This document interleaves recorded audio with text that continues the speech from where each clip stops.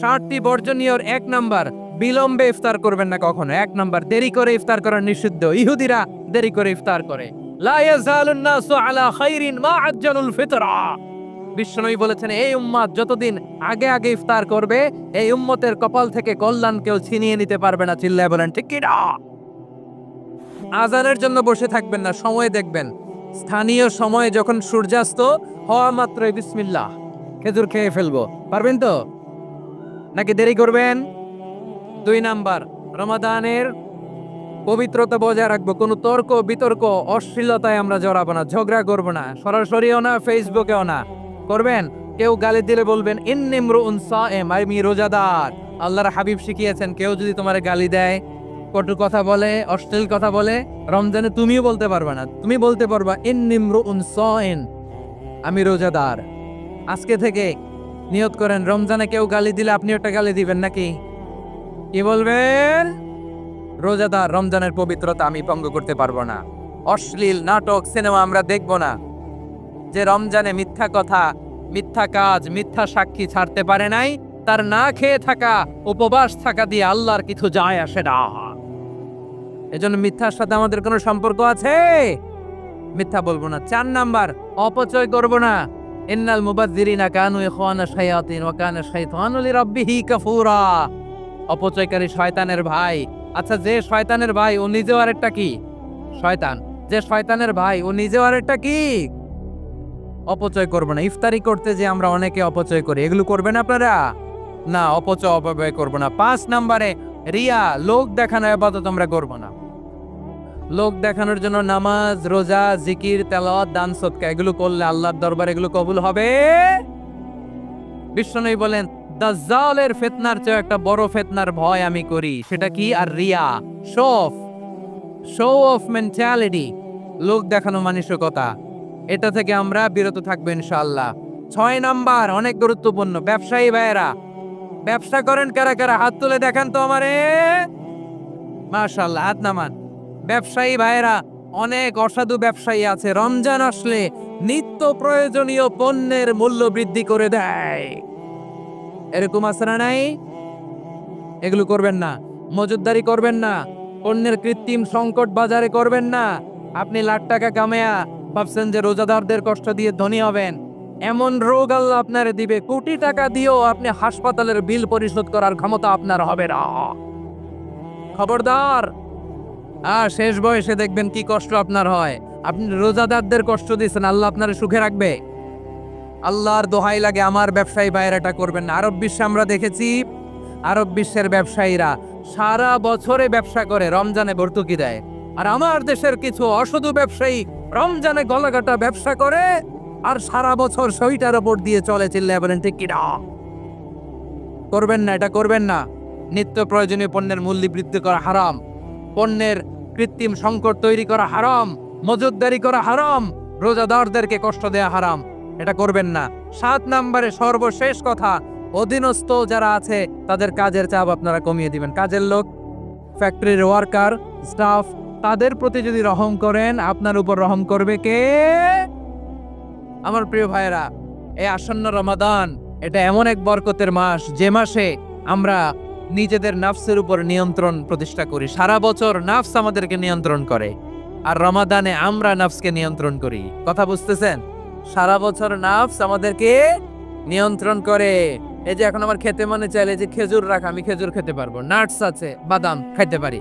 খাইতে মন চাইলে পানি, আমার রুহুটা চায়, আমার নাফসটা খেতে চায়, আমি খেতে পারি, পান করতে পারি। বিবাহিতরা দিনের বেলায় স্ত্রীর সাথে মেলামেশা করতে চাইলে করতে পারে, কিন্তু রমাদানে দিনের বেলায় খেতে মনে চায় কিন্তু আমরা খাই। আমার প্রবৃত্তি খেতে চায় কিন্তু প্রবৃত্তির কথা আমরা শুনি, কথা কয় না। রমজানে খেতে মন চাইলে আমরা খাই।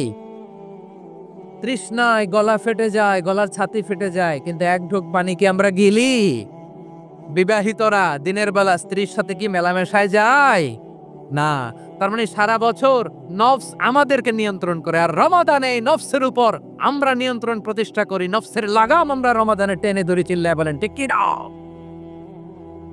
এজন্য আমার প্রিয় ভাইয়েরা, নফসের উপরে নিয়ন্ত্রণ নিতে চাইলে রমাদানের রোজার কোনো বিকল্প নাই। এটা এমন মাস যে মাসের ফজিলতেরও কোনো শেষ নাই।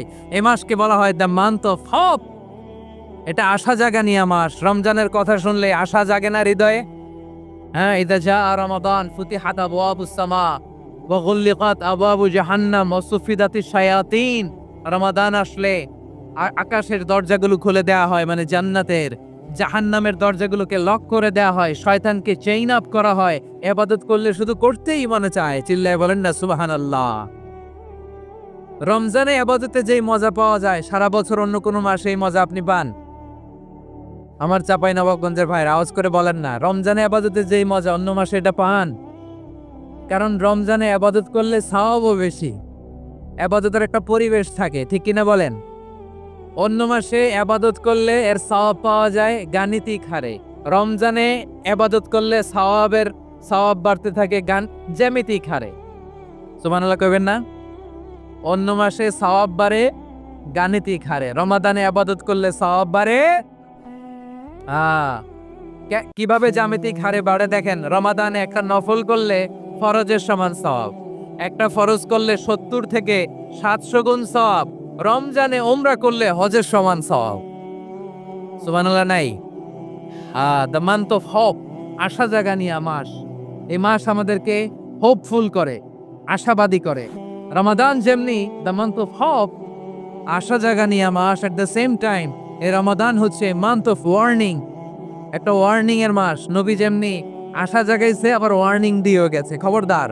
ওয়ার্নিংটা কেমন? আল্লাহর হাবিব সাল্লাল্লাহু আলাইহি ওয়াসাল্লাম মসজিদে নববীর ভেতরে হঠাৎ তিনি মসজিদে নববীর মিম্বারে পা রেখে বললেন আমিন। দ্বিতীয় ধাপে পা রেখে বললেন আমিন, তৃতীয় ধাপে পা রেখে বললেন আমিন। সাহাবারা অবাক হয়ে বললেন ইয়া রাসূলুল্লাহ, ইয়া হাবিবাল্লাহ, 3 বার শুধু আমিন আমিন পড়লেন, কেন পড়লেন আমরা কিছু জানি না, আমাদেরকে জানিয়ে দেন কেন আপনি 3 বার আমিন বললেন।